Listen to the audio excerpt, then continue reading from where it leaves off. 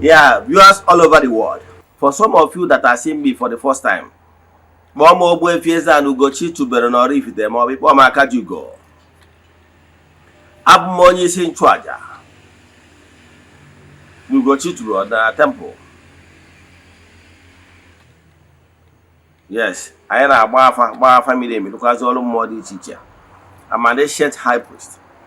Ma ọ bụ ịkpọ m onye isi nchụaja na ọdịnala Restoration Evangelical Mission. Bụrụ onye mgbasa ozi ọdịnala Igbo. So you can call me a priest or an evangelist. I will answer. My mission is to help people live better life. N'ụbọchị taa n'oge awa nke eziokwu. Isiokwu anyị ji wee bịa bụ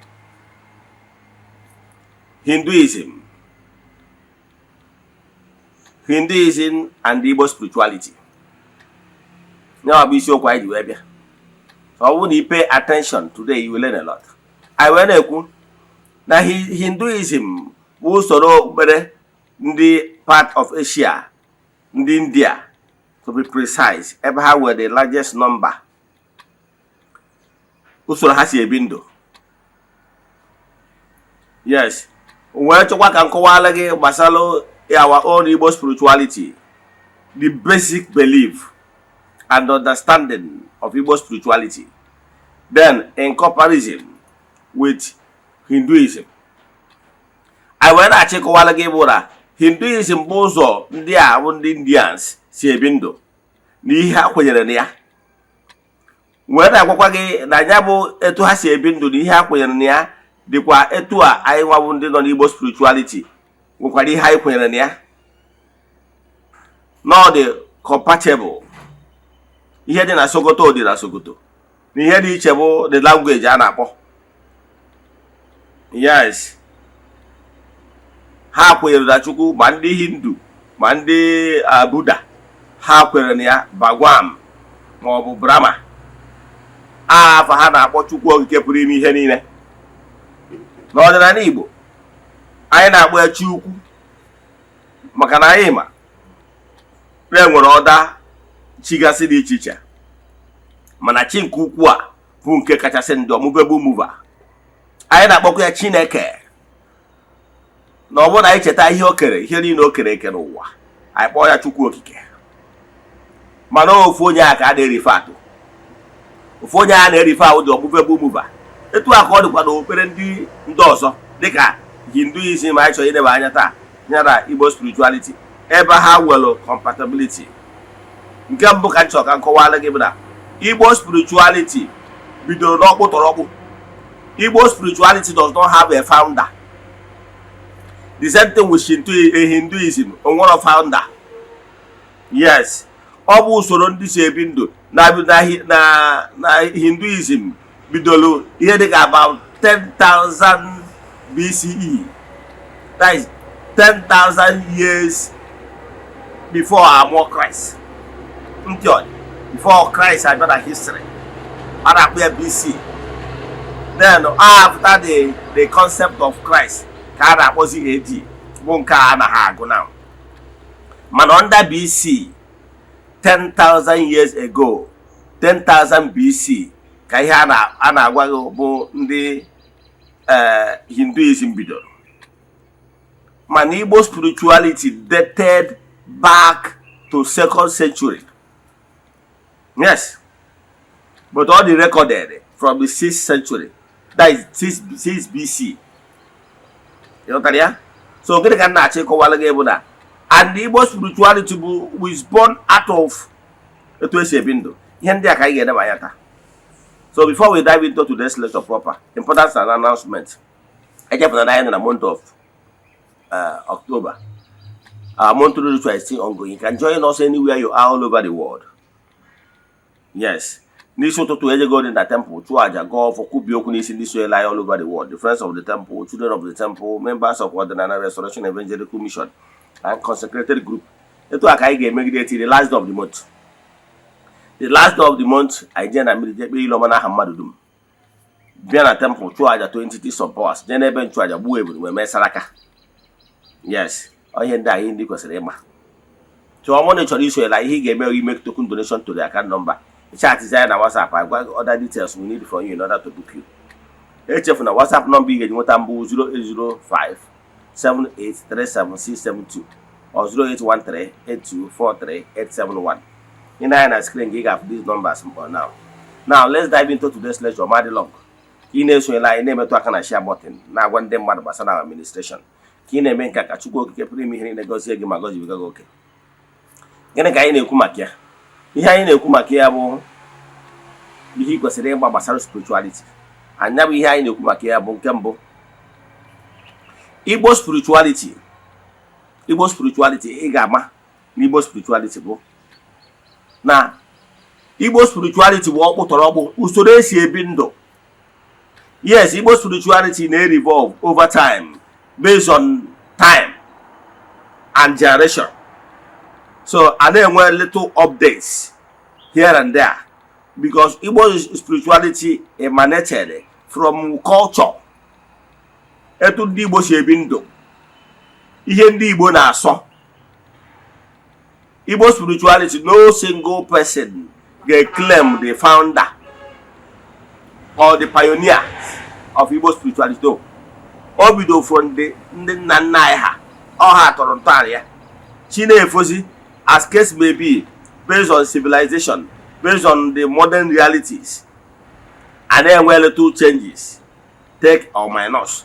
To according to Hinduism, I was opportune 23 years ago to be in India. I was invited by someone working with the central government, an engineer. I used that opportunity to travel to so many places in India. I followed them to their festivals in the temple. Yes, I started from Bombay, Mumbai, that is Mumbai, to New Delhi, from New Delhi to Bangalore, from Bangalore to Shimla, Kulu Manali, and that is northern India. So etu akosi wede. Gịnị ka na-ekwu maka ya? Ihe na-ekwu maka ya bụ na Hinduism bụ a way of life of the Indian people, because n'ebe ha nwere larger number. Ha nwekwara ndị na-practice ihe na nsọtụ ụwa ndị ọzọ, mana ebe ha nwere ha larger number bụ na India. Because no, the India believes ethics and the rules is born out of the way of life of the Indians.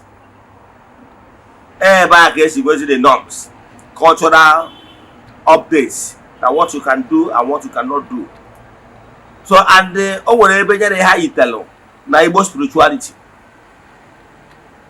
they preach is also they preach liberation. They preach nwere onwe.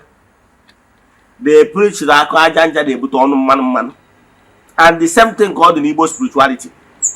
So ka ị mara na ihe na-eme na be anyị etu usoro Chukwu bụ mmofu. Spirituality is one. Ma na-etu ndị si eme na be ha.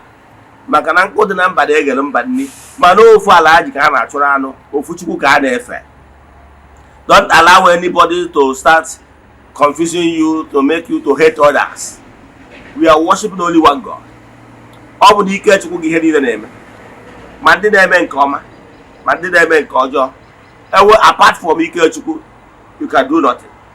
Ọ gaba na ike Chukwu a nwere ndị na-use ike Chukwu in the wrong way. Ma onye mere ihe ọjọọ bụ ike Chukwu ka o ji mee maka na Chukwu nwe ndụ. So obere niile a Hinduism na Igbo spirituality were like one. Ha kwenyere na Chukwu onye kachasị chi niile. Depending on side of India here, one ndị na-akpọ ya Bagwan, one ndị na-akpọ ya Brahma. Etu anyị si bịakwa na nke anyị na-akpọkwa ya Chukwu oke pụrụ ime ihe niile, ma ọ kpọọ ya Chukwu. Were ewu ma ya ụda, were ụda ma ya ewu, means it's something. Ha kwenyere na that supreme being, the supreme head, the unmovable mover, the creator. Then ha kwenyekwalụ etu ya na Igbo spirituality si wee yi ka nna akọwala gị. Ha kwenyekwalụ na mmụọ dị iche iche na-ejere Chukwu na mmadụ ozi. Ndị anyị kpọrọ ndị angel nke Chukwu, entities of powers, ndị na-agagharị na-eme mma. Ha nwere so many gods. They recognized like Lord Shiva and rest of them. Ha nwere many. Etu anyị si bịakwa na be anyị nwekwa many. Ụfọdụ ndị mmadụ amụrụ na anyị nwere many gods n'ala Igbo. Anyị nwere the gods of war, god of thunder, god of iron. Anyị nwere ekwensu. Ekwensu are not evil. Kama no interpretation ndị anyarị ndị ụka butere ụka besi yeje ekwensu aja afa. Mana ekwensu is an entity. Ịghọtara ya? Of war. Anyị nwere Amadioha. Ndị a bụ ndị ejelu nke Chukwu ndị ọrụ ha bụ ije for war. Etu esi wee bịa na earthly governance. Enwere military. Enwere the very arsenal of a nation. Enwere the navy. Nwee ndị air, ndị army ndị air a na-akpọ air commodore. Nwee navy commander. Then nwezie the army chief. Chief of army staff. Mana ihe na-achịkọwalụ na division mana ndị a niile bụ ndị na-eji ọgụ. N'ọkwa etu a ka esi wee bịa na spiritual warfare. Ngwa ndị njelu nke Chukwu ndị na-command the various realms and kingdoms. Ndị a niile bụ ndị na-eji ọgụ. Etu a ka esi gbadatakwa nwekwa ndị njelu nke Chukwu ndị ọrụ ha bụkwa isi amenities, isi ihe ọma. Etu esi wee bịa na ụwa wee nwee minister of social amenities. Yes, minister of social welfare projects. Ịghọtara ya? Ndị na-eme ka ihe ọma na-aga. Etu a ka esi nwekwa ndị njelu nke Chukwu ndị ọrụ ha bụkwa ide ka ihe ọma na-agagharị na-eme mma na-agọzi ndị mmadụ. Onye bata anyị ji wee nwee udo. Nwe ogwugwu, nwe ụlas, and so on and so forth. Wee gbadatabazie to other elemental means like the stars, the gnomes, the elves, and the salamanders and rest of them. Ndị a niile bụ ndị njelu nke Chukwu. Etu anyị si wee nwee n'ala Igbo ka the Hindu people ji nwekwa ha. Ha nwere ndị njelu nke Chukwu ndị na-eweta ọmụmụ, multiplication. Etu anyị si bịakwa n'Igbo spirituality nwee ndị na-afụ maka fertility, multiplication, anyị kpọrọ aquarium. Njelu nke Chukwu nọgoro in the spiritual realm ka a na-akpọtu. So ebe ọ bụla ifuru a na-ewube akwari, hapụkwa ndị nwere ike idemonize Igbo spirituality. Ebe ọ bụla asị na-eji mmadụ hibi, onye gwara gị? Ihe niile abụọ asị si n'aka ndị ụka wee bịa. In order to demonize Igbo spirituality, I can tell you, ihe ehiwe akwari ọmụmụ be nna gị and the mmadụ adịrị involved. I can tell you, I can beat my chest and tell you, na akwari ọmụmụ has nothing to do with human being. Onye ọbụla asịrị gị na-eji mmadụ wee hiwe akwari ọmụmụ achọrọ ịgwa gị ọ dị economical with the truth. Enwere ihe dị ka mmadụ. Enwere ụmụ small things eji ehibe akwari. Mana ihe dị mkpa bụ the concept of onye na-ehibie. Na ya chọrọ ka ekpọtuo akwari, the spirit of ọbụrụ sọ ọmụmụ ka ọ na-eweta. Ọ na-eweta gba ego, ihe ọbụla multiplication, ihe family ji dị ebube. Ọtụtụ family nwere ike ọ bụrụ na nke dị n'obi ha na-emebie ya, o nwere ike ọ na-enye ha nsogbu. Etu o si wee dị na be anyị ka o chikwa wee dị na be ha na Hinduism. Ha nwekwara ụdị mmụọ dị iche iche ndị na-arụ ọrụ dị iche iche. Mana Chineke ha na-amodernise ya to the level ha nọ na kịta. Bata na ije India, ha been to India, ije India. O nwere any office ọbụla ịpụtalụ ma ọ bụ na ịpụtara big shops, big malls. Ị ga-afụrụ ebe ha mekere altar. Yes, till their altar light, till their essence and the images and rest of them. So they don't joke with their devotion. So etu a ka ọ dịkwa n'ala Igbo. Mana ndị missionary bịalụ because of na ndị nna anyị ha mere mistake. When they are coming, when they came as good Samaritans with characters. Ha wee bịa mepe ụlọ ọgwụ gwa ndị be anyị bịa na n'ọgwụ ukwu mgbu na okwu mgbu. Ndị be anyị wee nwee obi ahụ wee nabata ha wutu obi niile. If not, ọkwa ofu ndị anyara ya colonizere anyị, colonizere India, colonizere China, colonizere Japan. Mana ndị a niile acceptụrụ ndị ha nwa, ndị colonizere ha with sense. Mana anyị Igbo, anyị we swallowed everything. Hapụ ihe anyị ji dị ebube. Mana ndị ọzọ colonizere ha, mana ha hapụrụ their faith and the conviction ihe ha ji dị ebube. Onye agbata na-eji wee bịa na our school curriculum wee wepụ ihe study Igbo culture. Ọ kwesịrị ịdị na school curriculum. Maka na ọ bụrụ na ebido n'oge na study ọ ga-aba anyị n'ime.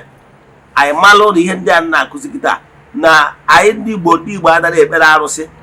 Kawa we reference them, we recognize them, we use them as a point of contact, we recognize them as building personal relation, PR. Building personal relation with ụmụ mmụọ ga-enyere gị aka ịghọta ihe na-ayọ n'aka Chukwu nke pụrụ ime ihe niile. Ọ ihe anyị na-use with them. Anyị na-agọ mmụọ, we don't worship them. Onye abatara n'ala Igbo, if whenever we want to negotiate with them, we sit comfortably. Ị na-agụdori ya, ituo ya afa, mmụọ afọ ị na-etu ya, then ị gwazie ihe dị maka ebe negotiate. So all ndị ụka mụtara abi ikpe ekpere sekpuru ala because they worship their God. They worship the saints and the grottos and the monuments ha nwere n'ụka, crucifix.